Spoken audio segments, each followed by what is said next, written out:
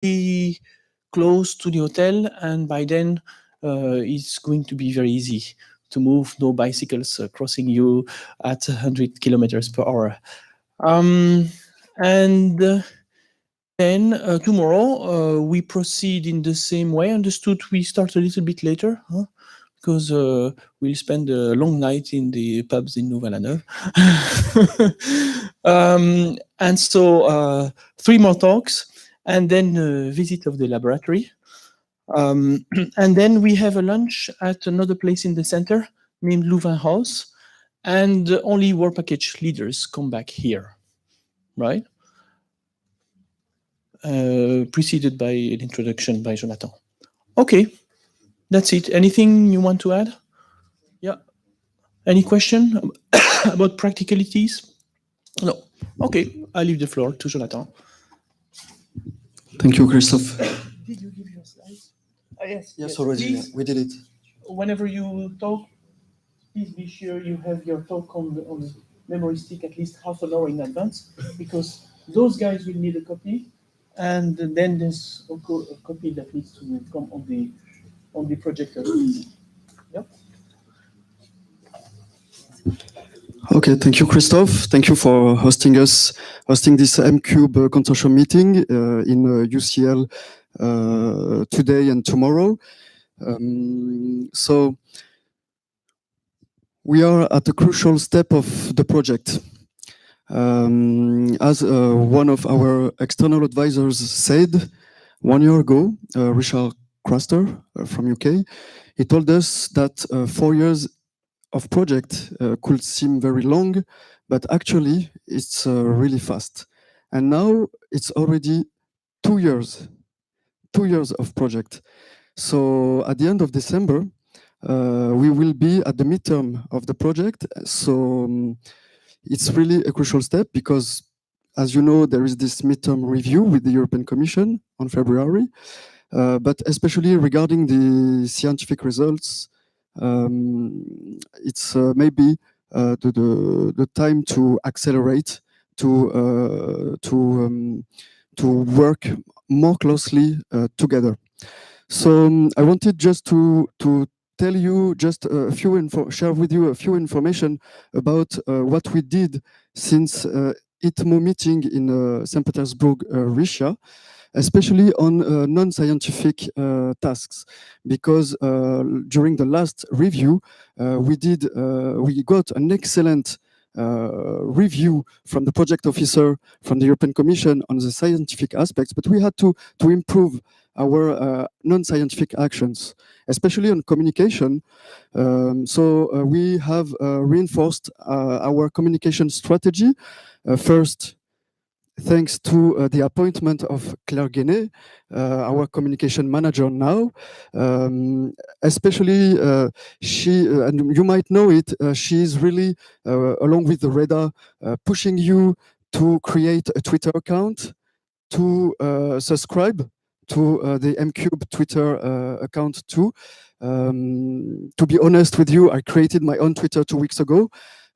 So come on, we are now like, I guess, 71 yesterday night at 11. So we had 71 followers, 72 now. Who says more? And so the objective is to reach at least 200 followers for the review in February. So I think we can reach this number. So the communication actions on social networks, Twitter, Facebook, but we already organized a visit of Jean-Éric Paquet, who is the new director for research and innovation at the European Commission, and we had the chance to host him in Marseille in CRMBM, so one of our partner lab at Hospital La Chimone, and he spent 1 day long with us to see the lab, to understand the M-Cube project, to also visit the equipment, meet the teams, and we had really nice feedbacks from that. That's the kind of actions that we organized, and we have now started the creation of a video toward like which targets the general public to explain how MQ project can be important for society. So we have hired a Spanish SME, very specialized in research project and video for research project. And now we are starting the process working with them to create this video. We expect the video to be ready in January. So tomorrow, during the steering committee, we will discuss with the work package leaders on what is the main message we want to spread through this video. And it will be very important also to spread it across our all networks of all institutions. So communication strategy reinforced, first point. But we have already set up an IP committee to monitor the IP issues, intellectual property issues of the project, because MQ project has already results, especially some results that are licensed now. So there are some stakes. And we have set up this IP committee, and we are starting sharing tools for monitoring IP issues, and that was a recommendation from the experts and the project officer from the European Commission. And I can say also that it's a long process, but we are also improving the gender issue, and there are more and more women involved in the project, and we are always happy to see new faces, not only women, but there are new people at every meeting of MCube, and that's nice to see that. I think we are like gathering a community of around 60 to 70 people now, even if we are 20 today. So basically, from ITMO meeting, that's the main, I would say, the main actions. And about scientific results, you are more aware about scientific results.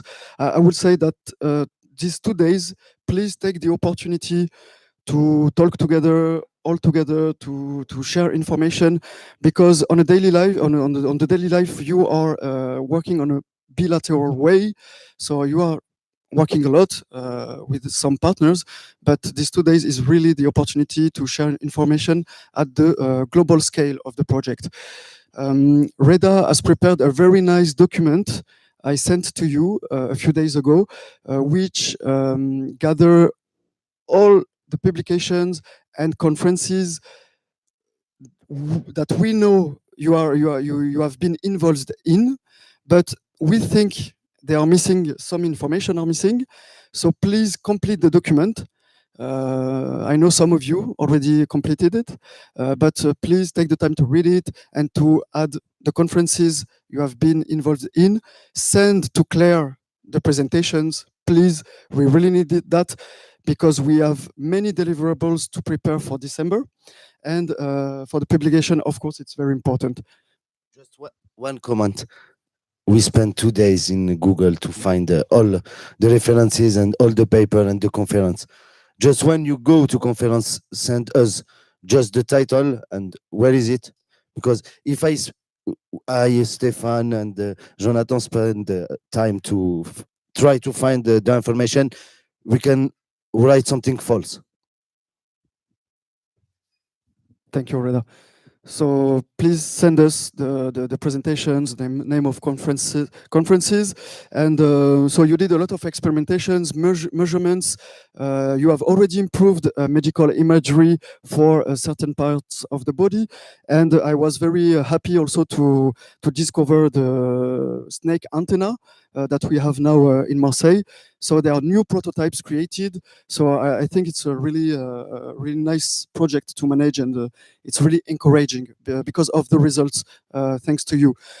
So now, in 2 months, we have to submit 9 deliverables to the European Commission. So basically, there are 4 deliverables led by AMU, but there are 5 led by the scientific work package leaders. So as you already know, we need the first complete draft of your deliverable the 1st of December. So 1 month from now. I know you have started to work, so it will be an easy task for you.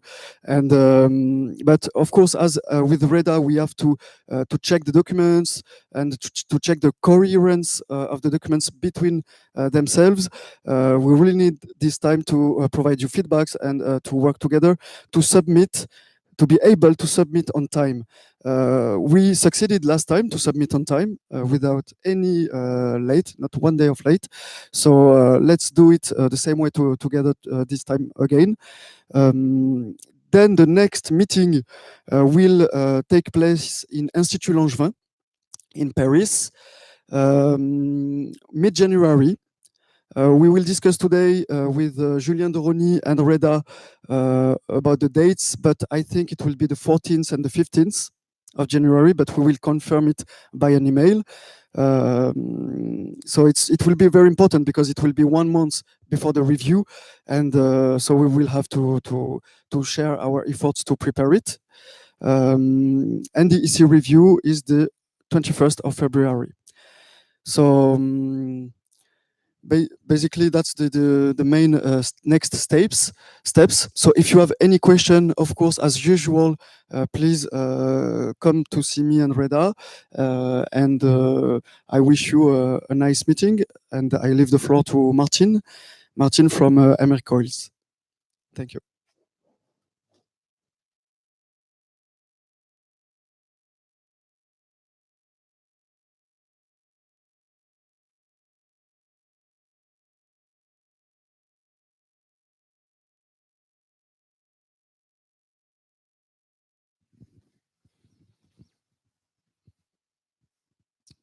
Well, good morning, everyone.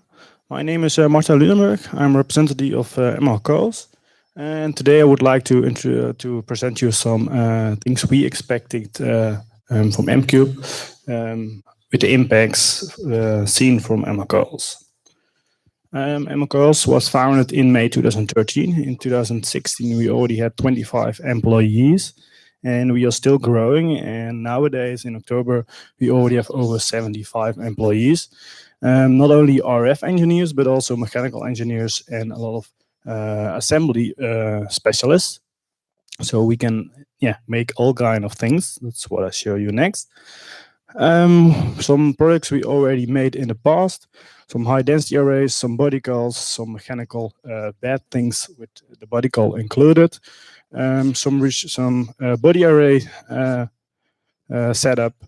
We can create any 3D printed specialized mechanical housing to fit tightly surrounding the head of the human body.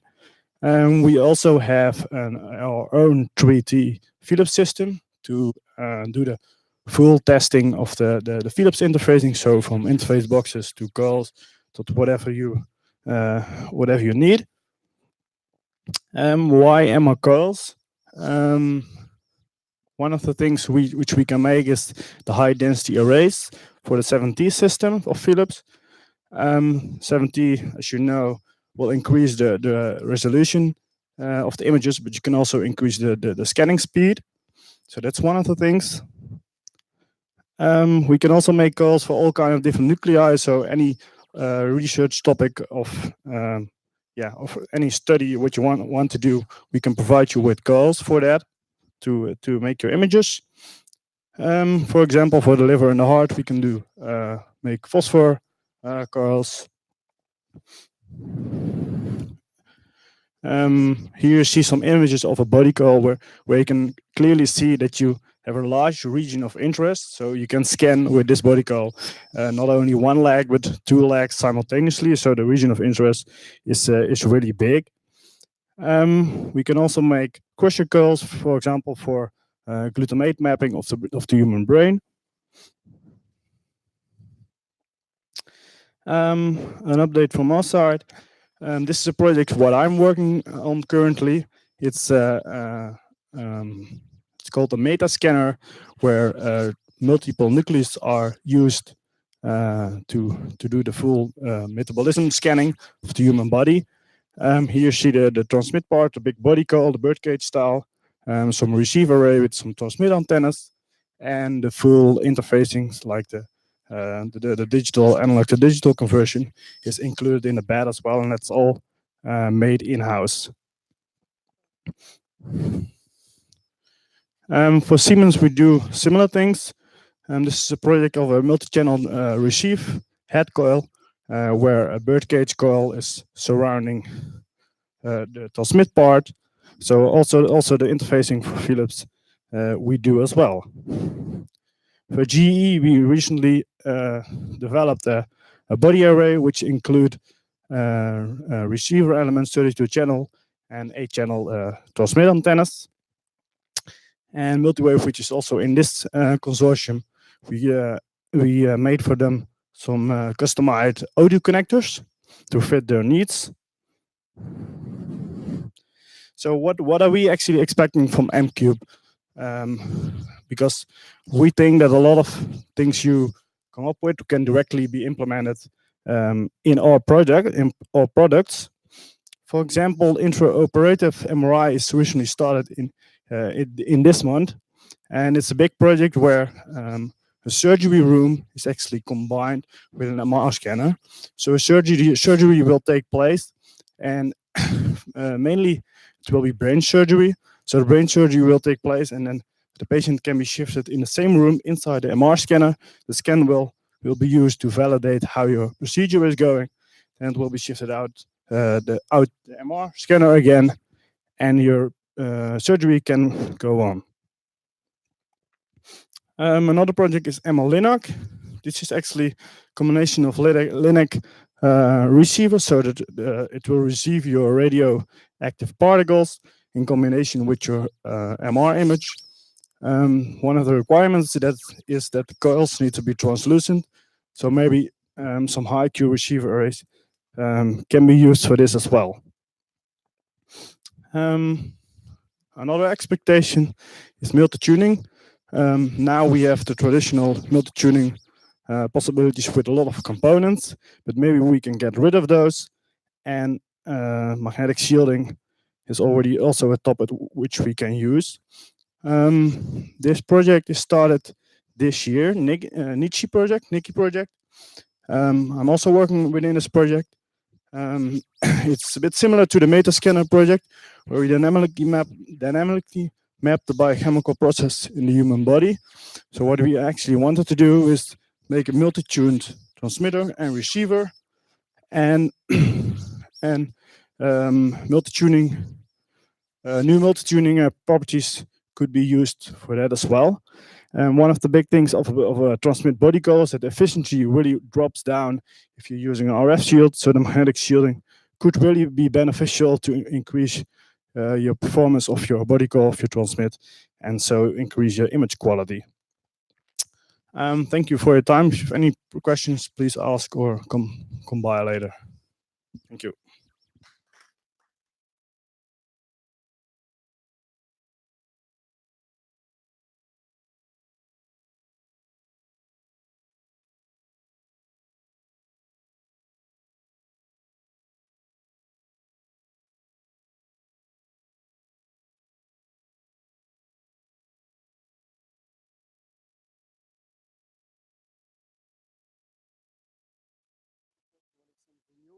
From Neurospin on the latest advances toward in vivo RF prototype evaluation.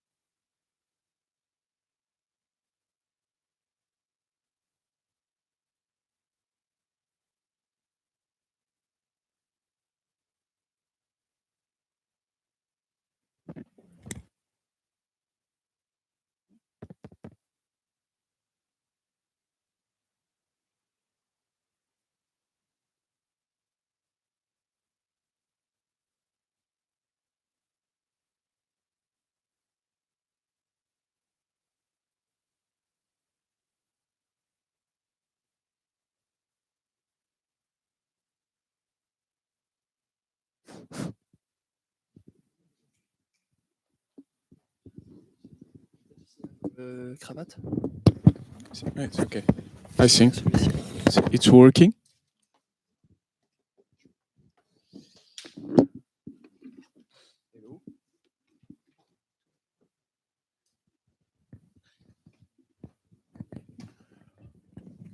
I will talk louder. Okay, so hello everybody. I wanted to just give you a small update about our work toward the safe test of the. Oh, that's working now. The safe test of the prototype, the RF prototype from the project in vivo, especially on human. So, oh, sorry, that's another presentation that I had. It was about, I think, how we won the World Cup and killed the Belgium. Oh, that. Okay. Sorry. I almost forgot about it. I can put that slide again if you want. All right. So yeah, the idea basically of the work package 7 is basically to test the coil in vivo and to be sure that we don't do anything wrong with the human inside the magnet. So that's pretty much laser. Yes. So basically, I just wanted to summarize what we have done in this couple of months with our colleagues of the Work Package 7, including Marseille and Utrecht. In fact, we edited safety recommendation for the way we have to test, simulate the coils before to go a step further to the in vivo measurement. And this document is shareable now because we had the agreement also of the ethical committee, and that I will tell you just after. So it includes, of course, what we call the restricted mode strategy. Basically, this idea that we can use sequences with very low SAR to make sure that whatever is the coil and whatever is the power that you put in the coil, you will never hurt the patient. And we are on our way to write an abstract for the ISMRM regarding this strategy. Anyways, so you have this document. I will not describe entirely what is inside, but basically it gives you ideas about what you should do before to go to this in vivo test, depending what kind of power you want to put into the coil. So restricted mode, of course, it's very limiting. You can only do localizer and B1 mapping, which is quite nice actually in your way to test the coil. But at the end, when you want to use the full power, therefore it's another ball game, and you have to test several things in simulation, experimentally, etc. Everything is in there. But well, this was something that we discussed between physicists, and at some point we had to ask to an ethical committee what he was thinking about it. So the first step before to do that was to establish M-Cube ethical committee, and with the help of Alexander Rajmaker and Franck Cobert and colleagues in Marseille, we figure out 3 medical doctors that could help us in that way. And so in Utrecht, Tim Leiner has been appointed, or at least he agreed to help us. Guillaume Gorencourt was also a medical doctor that is helping us on Marseille, and Michel Botlander is the guy who is helping us in Neurospin. And basically, after we edited the recommendation, we send the recommendation to them, and they give us some comment, modification, etc. And quite quickly after that, they validate the document in end of July, basically. And so from this point, I would say we were quite on the good way, and basically the idea was to put these rules into your, let's say, local process. And so of course it's ongoing. It depends on sites. And for example, in Neurospin, I can give you a small update on that because it is quite a story. So we put those recommendation into what we call the local ethical guideline for methodology at 7 Tesla. So it's a big document where we have all the methodological NMR project that we want to carry on humans. And of course, there is a new part related to coil prototype and testing in vivo. And we applied just after the agreement of the ethical committee for this CPP